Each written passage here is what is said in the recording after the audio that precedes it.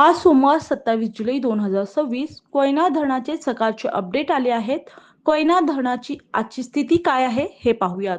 मंडळी, आपण जर अद्याप आपल्या हक्काच्या हॅलो बळीराजा या चॅनलला सबस्क्राईब केला नसाल तर लगेच सबस्क्राईब करा, जेणेकरून आमचे अपडेट तुम्हाला लवकरात लवकर मिळतील.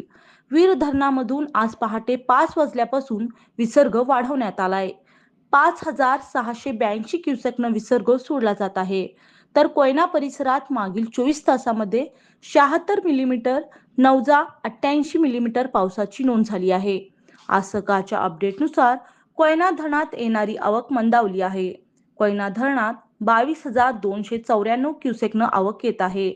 तर कोयना धरणाचा एकूण पाणीसाठा हा 77.92 टीएमसी इतका झाला आहे. तर यातील उपयुक्त पाणीसाठा हा 72.80 टीएमसी इतका आहे. सकाळच्या अपडेटनुसार कोयना धरण 74.3% भरलेलं आहे.